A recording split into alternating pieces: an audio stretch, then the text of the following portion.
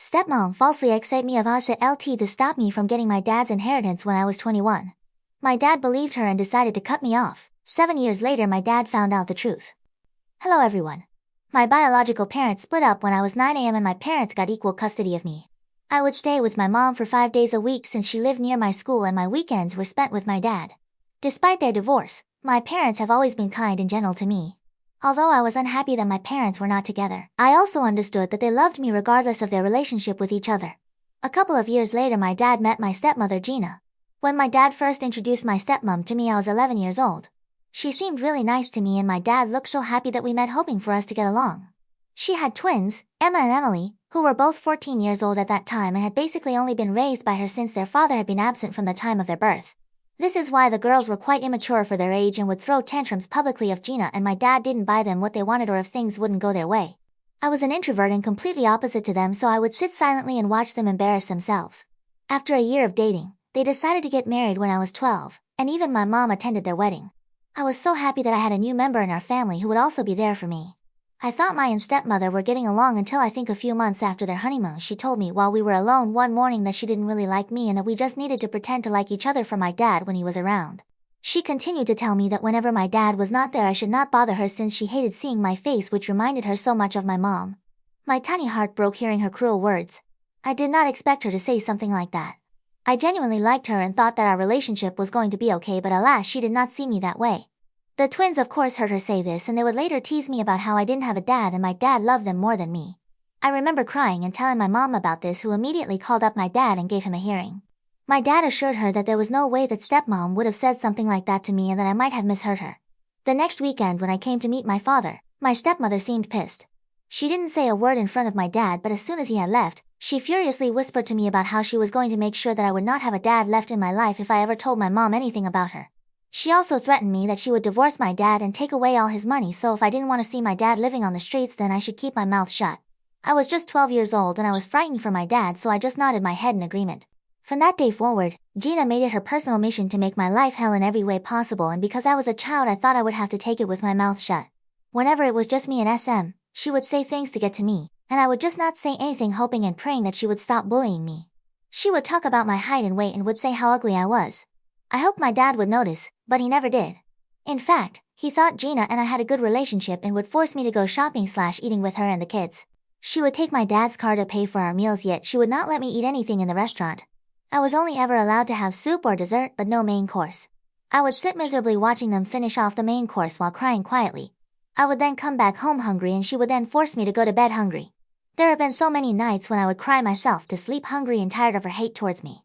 At that point, I was at my wit's end, scared, angry, and frustrated with both my stepmom and my dad. This is why I would dread visiting my dad during the weekends, and whenever it was Friday evening, I would try to escape visiting my dad by coming up with excuses like stomachache so I could stay over with my mom.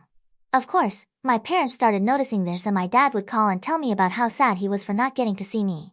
My mom would urge me to tell her if something was wrong, but I would always keep my mouth shut, still scared of Gina's threats. When I was 14 years old, my dad decided to take his entire family and me on a trip to Greece. Initially, I did not want to go, but my mother told me that this was a good opportunity for me to travel and experience the world, so I begrudgingly decided to join them. As usual, Gina pretended to be all sweet and kind in front of my dad, hugging me and asking me about school as if she was genuinely interested in my life. One thing I started noticing was that she would subtly tease me in her sweet voice, which was insulting to me, but at the same time it would not outrightly portray her as being mean. For example, whenever I talked about how I was playing basketball, she would make jokes about how I should be taller if I wanted to play that sport even though I was quite tall for my age, and would then say how I should concentrate more on studies rather than sports if I ever wanted to be something in my life. The twins would then smirk and call me names like meathead even though I had better grades than them. My dad would notice this but would choose to ignore it. Whenever I would voice out that what she said made me uncomfortable and hurt, my dad would insist that she was just teasing and that I should lighten up. Gina would nod her head and tell my dad how I had no sense of humor and that I should have some fun just like she was. This continued to happen throughout the vacation, and one day, in a moment of anger when she and the twins were teasing me yet again about my weight while I was trying to enjoy the pool, I decided to be vindictive. I told the twins straight to their faces about how they both had double chin, which was embarrassing, and watched their faces fall. I then turned to look at Gina and told her that she should not be wearing a shrug over her bikini because I could still see her huge stomach protruding out, which made her look like a penguin.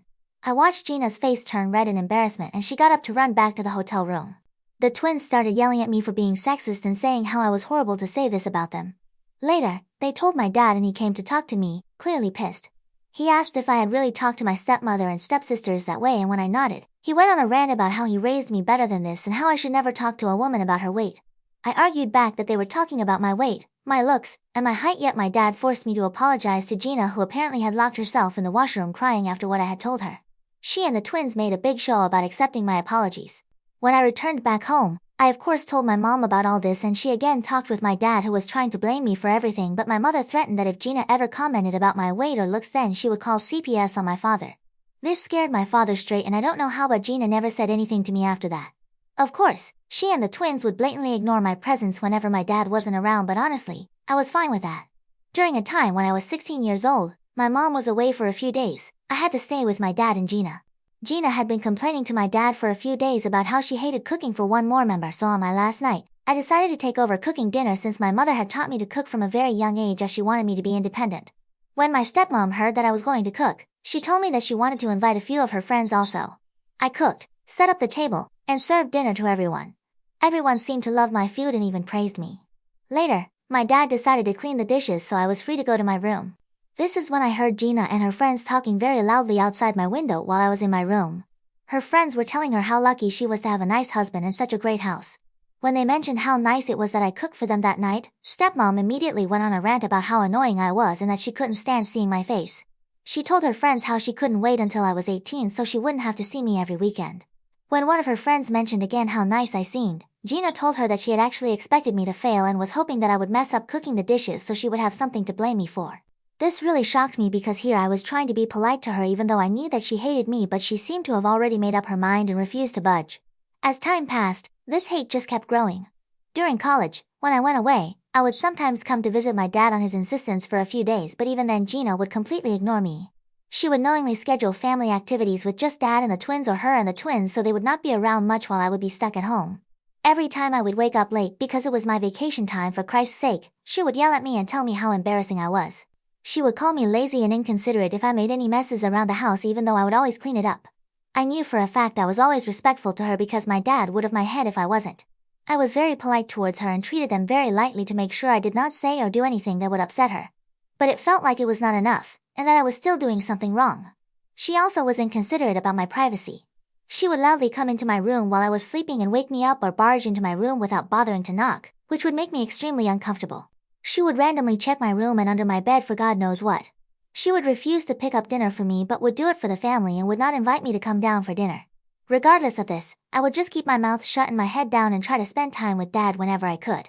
Now coming on to the main incident, when I turned 21, my dad asked me to come visit him. He told me how he had some important news to share. It had been a while since I visited my dad, so I was a bit apprehensive, but my mother encouraged me to visit, saying that he had some good news for me. I agreed and booked my tickets. When I arrived, I was greeted warmly by my dad at the airport and we drove back to his place. I asked my dad what it was that he wanted to talk to me about, but he assured me that he would reveal everything during the family dinner. When we arrived, I noticed that the twins were home also. It had been a while since I had seen them. Emma and Emily didn't even bother acknowledging my presence, and neither did I that night during family dinner. My dad started saying how he was proud to have 3 wonderful children in his life. He spoke about how grateful he was to have such a loving family and how he wanted to share some exciting news. The atmosphere seemed positive, and I couldn't help but feel a sense of anticipation. As my dad continued speaking, he looked at each of us with a smile, including Gina, who had been giving me icy glares all day. My dad continued to say how he had recently lost his friend to a heart attack, which had given him a harsh reality check and made him think about how lucky he was to have all of us. He had also spoken to a lawyer and made a will. Hearing the word will, I immediately watched Gina and the twins perk up in excitement. Dad continued to say how he had carefully thought about it and decided to leave the house to stepmom since she was his wife. Gina beamed in pride hearing that and kissed him on the cheeks. My dad lived in a 5-bedroom house, so if Gina ever decided to sell the place, she could have a fortune. Dad then continued to say that he had decided to leave me his entire retirement account money in his car. Now, my dad's car was not an ordinary car. It was a vintage car that he had spent a lot of money and time on maintaining. The car held sentimental value for both of us, as he had often shared stories of his youth and adventures associated with it. I sat there, still processing the information, and realized that leaving the car to me was my dad's way of expressing his love. As my dad spoke about how proud he was for me to inherit the car, Gina's expression shifted from pride to discontent. She exchanged glances with the twins, who seemed equally displeased. It was evident that the prospect of me inheriting a substantial amount of money and the cherished vintage car fueled their resentment. Dad, seemingly oblivious to the tension in the room, went on to say how he would leave the twins the joint bank account that he and Gina shared. Gina was a homemaker, so the money belonged to my dad entirely. He said that he wanted the money in that account to be equally divided between them. He told them how they would have money in this house to live in, so they had nothing to ever worry about in case if something happened to him. I was honestly fine with this arrangement, and it seemed fair to everyone also. However, the twins immediately expressed how they had expected more and that my dad should leave them his retirement account also, since I did not need it anyway. When my dad asked them why they would think so, Gina started saying that I was a guy, so I should find my own way of living while they were women and would need more money for financial stability. My dad reminded Gina that he had already provided her children with college funds, and now they would even get their house and bank accounts, so they had absolutely nothing to worry about. Gina kept insisting how I didn't deserve so much money, but my dad reiterated that his mind was made up. I was sitting quietly and listening while they continued to argue. Suddenly, out of nowhere, Gina burst out crying. We looked at her concerned, and my dad told her that this wasn't even something to cry about since he had fairly divided everything. Gina, between sobs, started saying how she had kept her mouth shut for all these years to protect the family, but that she could no longer take it anymore. The room fell into an awkward silence, and my dad and I exchanged puzzled glances. Despite the tension, he gently urged Gina to share whatever was burdening her. Amidst sobs, Gina began to say how a few years ago, I had tried to force myself on her, but she had tried to hide it to protect me. I was taken aback, shocked by the unexpected accusation. Before I could even process what was happening, Gina began to elaborate on her false claims. She told my dad that after our vacation in Greece, where we had that argument over weight and height, I would always stare at her and try to come into her bedroom uninvited. I sat frozen in my chair as she continued to fabricate a story about how I would try to barge in every time she had a shower or come too close to her face when we were alone. She told my dad how she dreaded having me over every weekend because of this, since she was afraid that I would do this with the twins too. I tried to defend myself, furiously denying the baseless accusations and yelling at her for having the audacity to even make up such claims, but Gina continued to cry like a victim. She spoke about how as I started to grow older I would make her more and more uncomfortable, and on one occasion when she and I were alone, I tried to force myself on her. My eyes widened in shock and blood drained from her face after hearing such a huge accusation from her lips. My dad looked confused and concerned, and his eyes darted from me and to Gina, clearly at a loss for words to say. Gina kept telling her story, saying she suffered in silence for years, afraid to speak up for the sake of the family. I yelled at Gina that she was a psycho, since there was no way that I had ever even looked at her inappropriately, let alone touched her. Gina yelled back that she was no longer going to keep her mouth shut and that she needed to expose a monster like me. The twins started shouting at me furiously for putting their mother through all this and used words like rapist and molester. My head was spinning and all of this felt like a bad dream. I couldn't even imagine how a pleasant evening had turned into wild accusations being thrown at me. I looked at my dad for support, but he kept quite clearly trying to process everything that Gina had said. He asked her if what she had spoken was true, and Gina nodded, saying she would never lie to him about his own son and that as his wife, he should believe him. While I tried to defend myself, my dad asked her again about why she didn't speak about this earlier, and Gina told him how she was afraid no one would believe her since I was a minor who was trying to do inappropriate things with her. After all, she was the stepmother who had married my dad, so people would not take her word, so she had to bear all this silently to protect the family. I was crying at this point, begging my dad to not believe her. I had never imagined that Gina was vile enough to make up such atrocious things even after what she had put me through all those years. Unfortunately, Gina's manipulation had taken its toll on my relationship with my dad, and he seemed torn between trusting me and believing the woman he had married. The twins, influenced by their mother's narrative, chimed in with support for Gina's false accusations and yelled at me to get out of their house. I yelled back that this was my dad's place and that they shouldn't believe what their mother was saying since it wasn't true. My dad was sitting quietly in the midst of chaos. He then looked up at me and told me that I needed to leave the house until this matter was resolved. It felt like a punch to the gut, being rejected by my own father who was believing his second wife over me. Hurt, confused, and betrayed, I packed my belongings and left the home I once thought was mine. I flew straight to be with my mother, who was shocked to see me at her doorstep.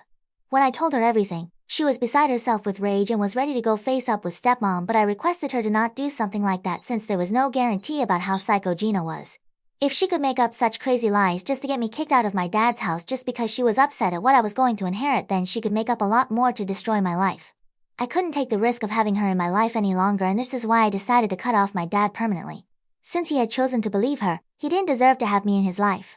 Later, I heard from my mom that my dad did call and tell her about how he was ashamed to have a son like me and that he wanted nothing to do with me.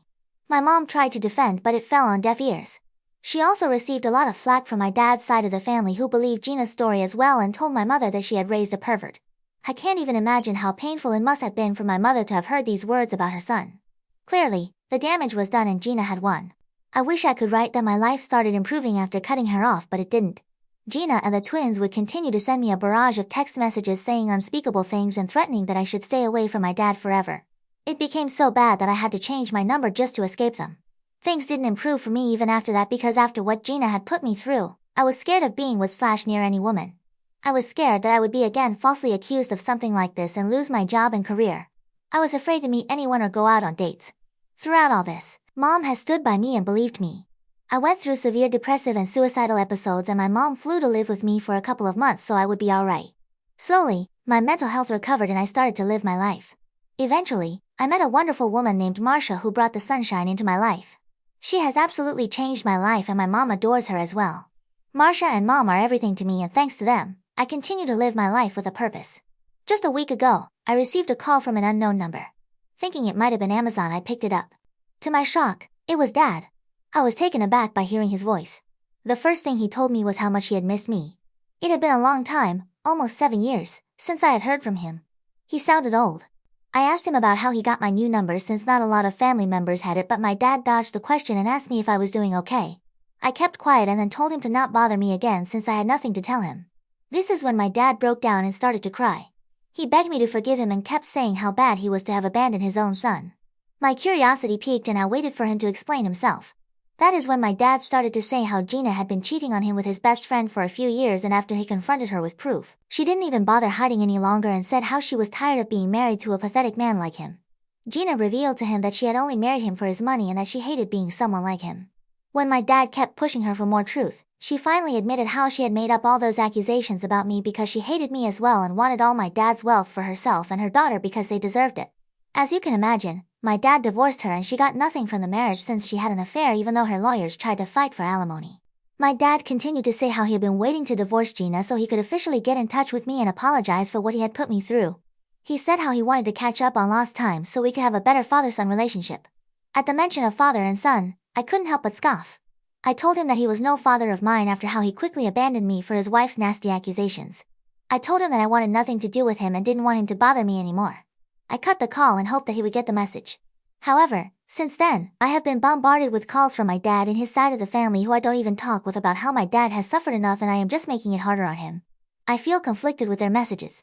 Ida for refusing to talk with my dad after he cut me off for false accusations by Gina. Update 1. Okay, so my post was locked but hopefully it's okay now. I've posted the link and tried my best with spacing. I'm on mobile. For all the support and advice received, I really appreciate it and wholeheartedly so grateful to all who helped me to see how I was. Thank you. To explain a bit further, I am not just furious at my dad for believing my stepmother over me but also for all those years she harassed me and he did nothing to protect me. I was the child and she blackmailed and manipulated me while I would keep quiet. I have never told anyone about that. I think it's time I open up about this to my mom and let her know exactly what I went through since I know she will understand. Update 2. Hi everyone. It's been a week since I updated. For everyone concerned about my mental health, I am doing okay. Thank you everyone for being so kind. Now first things first, I booked tickets for my mom to come and visit me so I could tell her and Marsha everything. They already knew something was up with me. I started to tell them about how Dad had contacted me after all these years, which shocked my mom. She asked me why he did so and I told her. She had no idea that he had gone through a divorce and was furious at Gina for what she had put everyone through. Then, I told both of them about how Gina would manipulate me when I was just 12 years old. I told them about how she would bully me while Dad wasn't around and would threaten to divorce him if I ever decided to tell him. I didn't realize how traumatic these events were when I started to slowly open up about all those incidents that had happened to me one by one. By the time I was done recounting, I had tears streaming down my face. Marsha's and my mom were crying quietly as well. My mom immediately got up to hug me and kept repeating how I should not have held this all in and that it was okay for me to share this. I cried for half an hour straight while my mom continued to hug me. Marsha also told me how no child should have gone through this and that it was completely fine if I chose to not speak to my dad ever again since he should have done a better job protecting me. My mom nodded and told me that I didn't have any obligations to explain anything to my dad because when I needed him the most, he chose to believe his wife over me and the only reason he was contacting me now was because he was lonely and had no family left. This is when I realized that they were indeed right. My dad perhaps never really loved me because had he really loved me and known me he would have never believed that I was capable enough to sexually assault someone. Since then, my mind has been made up after the conversation. After years, I feel so much lighter saying all my past with Gina out loud to my mom and Marsha. I have blocked my dad and will continue to block any other family member who decides to interject in my life. I owe no explanations to the ones who chose to abandon me. Update 3. Wow, I wrote this post 6 months ago and I can't believe how much my life has changed since. I want to start by sharing something happy. I proposed to Marsha, and she said yes. My mom is happy for us, and we're thinking about moving closer to her because the schools are better there. Both of us can work from anywhere, so it makes sense for our future family. I've also started therapy, thanks to the advice of people on Reddit. It's helping me feel better step by step. I'm trying to focus on the good things in my life, like Marsha and my mom. They've been there for me, and I'm grateful for their support. The past has been tough, but I'm looking ahead to a brighter future, free from all the lies and family drama.